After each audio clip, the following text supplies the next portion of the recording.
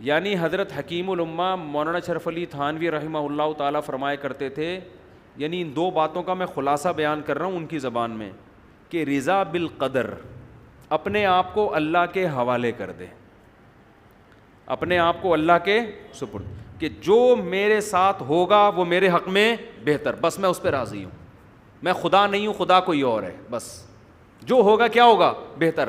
لیکن اس کا دیندار لوگ غلط مطلب لیتے ہیں، جو ہوگا بہتر ہوگا لہذا بھاڑ میں جائے، جو مرضی کرنا ہے کرتے رہو بیٹھ کے، ہوگا تو وہی جو اللہ چاہے گا، یہ غلط مطلب ہے۔ ابے شوگر کا مریض لڈو کھا رہا ہے بیٹھ کے، اس کو کوئی سمجھا رہا ہے بھائی یہ تیرے کھانے کی چیز نہیں ہے، مرے گا، وہ کہے گا میں اللہ کی تقدیر پہ کیا ہوں، راضی ہوں، یہ مطلب نہیں ہے۔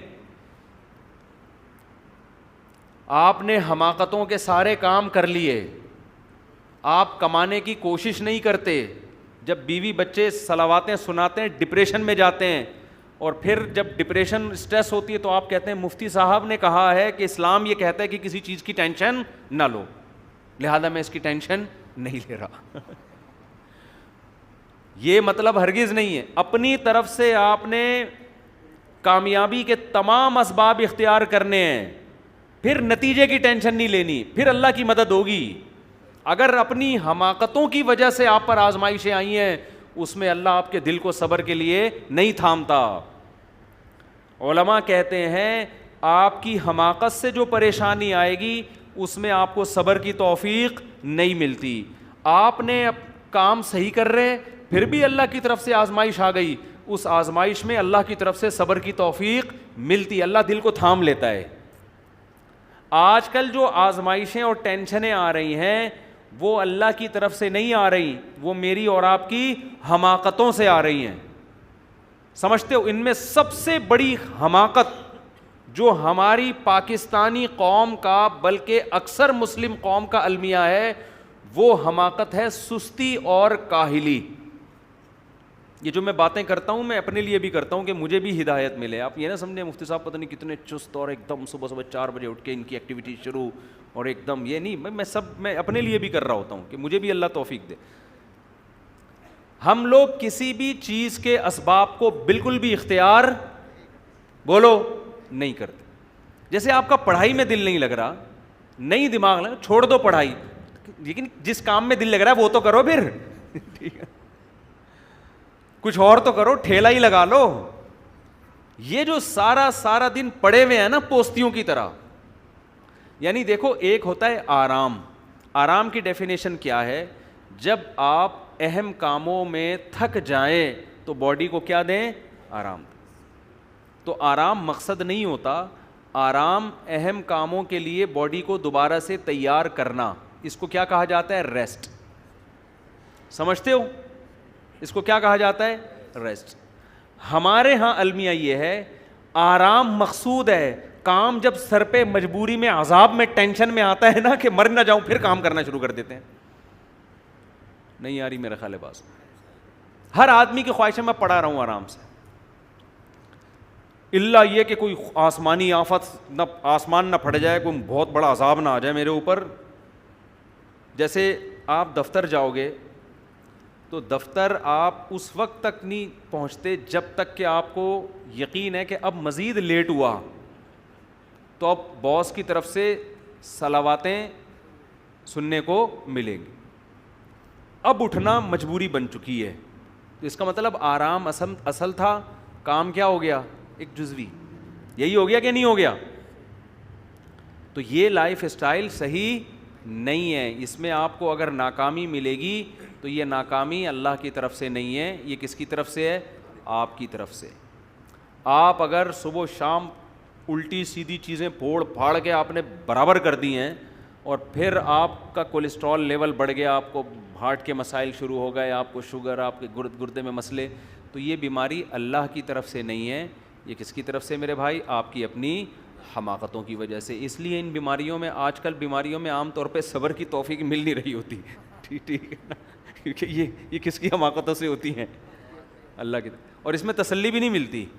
جب آدمی روتا ہے کہ وہ اس وقت مجھے کہہ رہے تھے یہ نہ کھا یہ نہ کھا، میں آپ کو ایک صحت کی چھوٹی سی بات بتا دوں، آپ روزے رکھنا شروع کر دو، اتنی خاندانی صحت ہو جائے گی نا کہ ایسی خاندانی ہو جائے گی کہ بس پوچھو ہی نہیں۔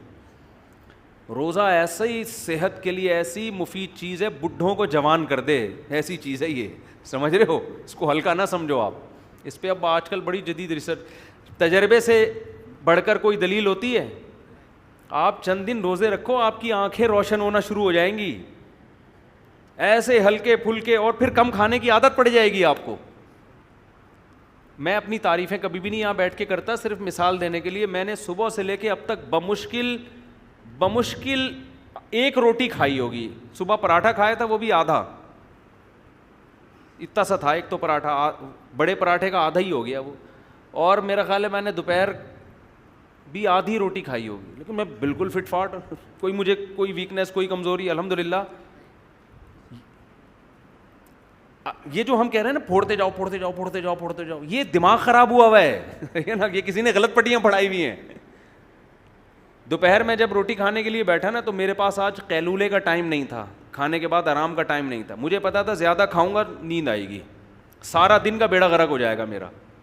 تو مجھے چند لقمے کھانے کے بعد اندازہ ہو گیا کہ مجھے کمر سیدھی کرنے کے لیے, چلنے پھرنے کے لیے جتنا کھانا تھا نا, جو ویکنیس ہو رہی تھی, صبح سے تھوڑا سا پراٹھا کھایا ہوا تھا تو ویکنیس ہوتی ہے, آدمی کو کمزوری محسوس ہونا شروع ہو جاتی ہے. تو مجھے اندازہ ہو گیا کہ اتنے نوالے میں نے پیٹ میں ڈال دیے کہ اب میری کمر سیدھی ہو گئی, وہ جو ویکنیس ہو رہی تھی وہ ختم. تو میں نے ہاتھ روک لیا اپنا, کیونکہ اب میں مزید کھاتا تو لمبا ہونا پڑتا مجھے. مزید کھاؤ گے آپ کیا ہوگا پھر, ٹون بیٹھا ہوا ہے, یہاں بیٹھا ہوا ہے, تو پھر دیکھو نا لوگ کوئی بیٹھے ہوتے, کوئی ٹیڑھا بیٹھا ہوتا ہے. پاکستانی کو کبھی آپ سیدھا نہیں دیکھو, کھڑا ہوا ہوگا تو ٹیڑھا کھڑا ہوگا, بیٹھے گا تو ٹیڑھا. وجہ کیا ہے, اتنا پیٹ بھرا ہوا ہے کہ سیدھا ہوا ہی نہیں جا رہا اس سے. آپ زیادہ کھاؤ گے آپ کو غنودگی آئے گی. پھر اس میں بعد بھی میں نے تھوڑا سا قیلولہ کیا ہے, کیونکہ تھوڑی سی بھی روٹی کھاؤ تو ہلکی پھلکی نیند آتی ہے. وہ قیلولہ کیا ہے, عصر کی اذان 5:15 پہ اور نماز 5:30 پہ. تو میں 5:15 پہ لیٹا ہوں, 5:30 کا الارم لگا کے, سمجھتے ہو, اتنی دیر میں جو آنکھ لگی ہے, پھر بھاگتا ہوا آ کے وضو کر کے جماعت میں شامل ہو گیا, تو فریش ہو گیا. اتنی نیند کافی ہوتی ہے اگر آپ کھانا کھا لو. تو یہ جو پھوڑنا پھاڑنا, ادھر سے یہ کھا لیا, ادھر سے متصل لہلا لیا, سب کچھ کھا لیا, ادھر سے یہ کھا لیا, ادھر سے یہ کھا لیا, یا تو بہت آپ نے ایکسرسائز کی ہو کہ بڑے بڑے ویٹ اٹھائے ہوں آپ نے, اور پھر آپ کی باڈی مانگ رہی ہو کہ کھا جا, اس کو اگر ابھی کھانا نہیں ملا تو یہ انسانوں کو کھا جائے گا, اتنی بھوک لگ رہی ہے. پھر پھوڑتے ہوئے مزہ بھی آتا ہے یار. صبح سے ہم نے کون سا کوئی ویٹ لفٹنگ کی ہے. تو یہ رمضان کے حوالے سے بھی بات ہو گئی نا کہ روزہ جو ہے نا, روزہ ایسی خاندانی چیز ہے, صحت کے لیے بہت ہی مزے کی چیز ہے یہ. لیکن روزے میں 2 چیزوں کا خیال کر لیں, بس میں یہ کر کے پھر اصل ٹاپک کی طرف آتا ہوں. روزے میں 2 چیزوں کا خیال کر لینا چاہیے کہ جن کی عمر 40 سال سے اوپر ہے نا, وہ روزے میں روٹی چاول چھوڑنے کا ان کے پاس بہترین موقع ہے. کم کر دیں یہ, باقی چیزیں پھوڑیں آپ, ٹھیک ہے نا, گوشت پھوڑیں, کھجوریں پھوڑیں, دودھ پھوڑیں. یہ صرف تجربہ کر لیں کہ رمضان میں آپ نے روٹی اور چاول کیا کر دینا ہے, کم. چاٹ بھی کھائیں آپ, میرا تجربہ ہے, ہو سکتا ہے یہ ان کی رائے کچھ اور ہو, میں تو اپنا تجربہ شیئر کر رہا ہوں. پروفیشنل آدمی تو ہی ہیں, یہ آپ کو بتائیں گے کیا کرنا, کیا کھانا ہے, کیا نہیں کھانا.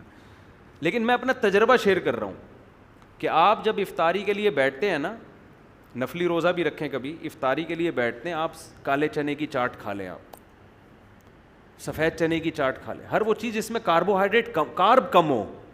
گندم جو ہے نا, یہ جو روٹی آج کل ہم کھا رہے ہیں نا, یہ ویسے چینی سے بچ رہے ہیں لوگ.